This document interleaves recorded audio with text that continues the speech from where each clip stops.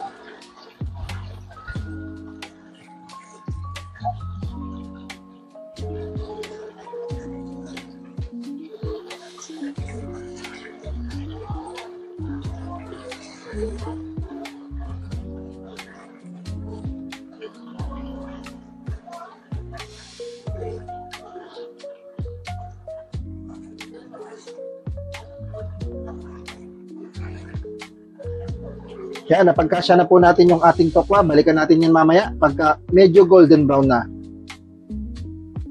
So yan guys, golden brown na po lahat ng ating tokwa. Maya-maya pa po, pwede na natin po itong iset aside.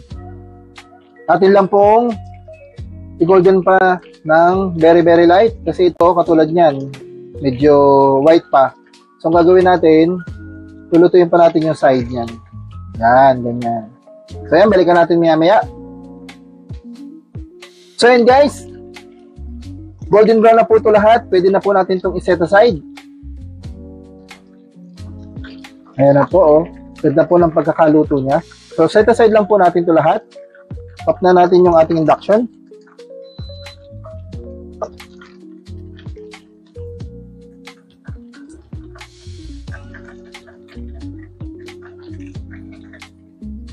Para mag-proceed na tayo sa ating next step.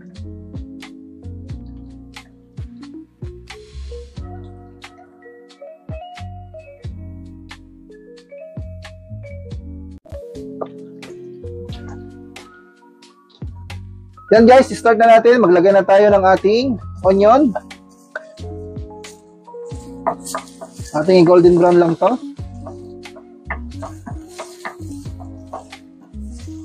Next, yung ating bawang.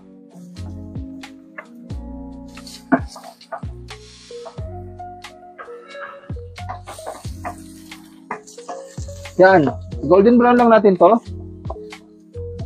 Pag golden brown na, pwede na natin ilagay yung ating susunod na ingredient.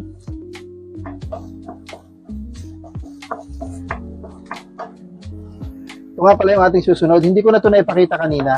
Ating pinaray din itong ating konting pork, yung panggisa. So ilalagay na natin.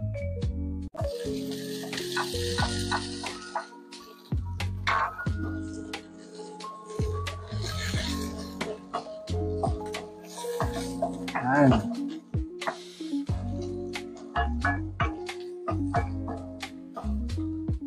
Yan guys, pwede na natin ilagay yung ating susunod na ingredients. Lalagay na natin tong ating sitaw. Yan, yung ating sitaw may kasama na ng tubig.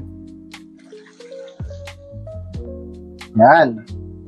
Next, lagyan natin yan ng pamintang durog. Budburan natin. Yan. Sunod, lalagyan natin ng ating oyster sauce para lalong sumarap itong ating bagong recipe for today. Ito nga pala guys yung ating tipid ulam kasi mura lang po ito.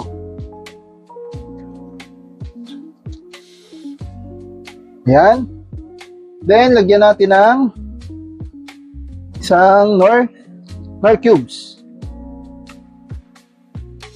Ayan. Sunod, siyempre, para mag-balance, lagyan natin ng konting asin, konti lang. Budburan lang natin ng ating konting rock salt.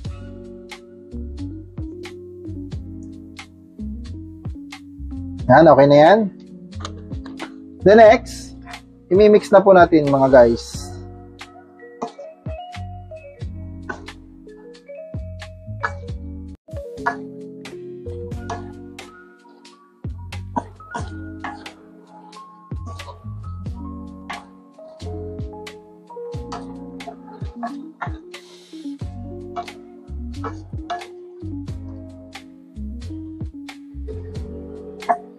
Yan, cover lang natin.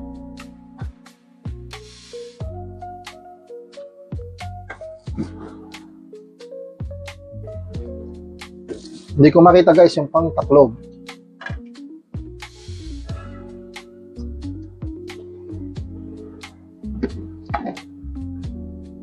Yan, balikan natin yan maya-maya pag kumukulo na.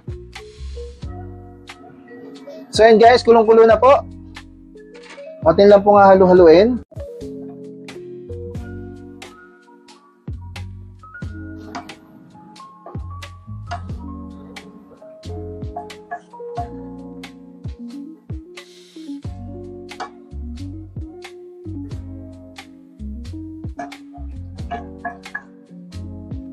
Yan. Cover lang ulit natin.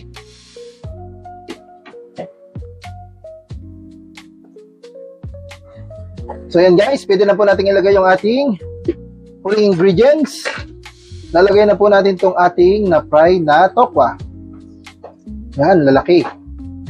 Then, imimix lang natin.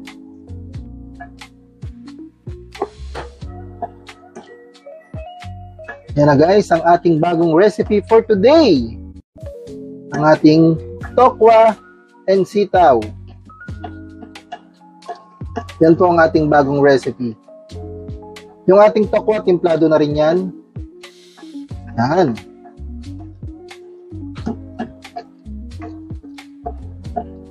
Yan mga guys, maraming salamat po sa inyong panonood ng aking mga video.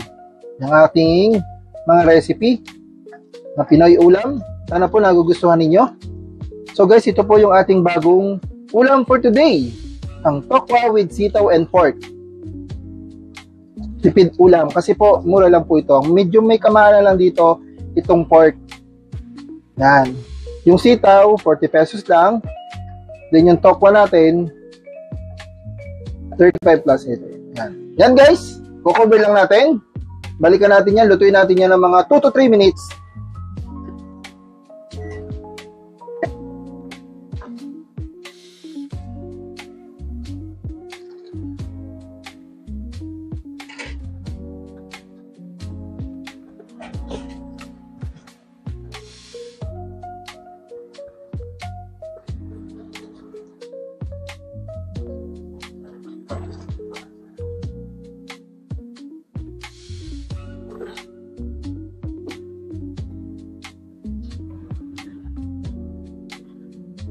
So guys, done na po tayo sa ating bagong recipe for today.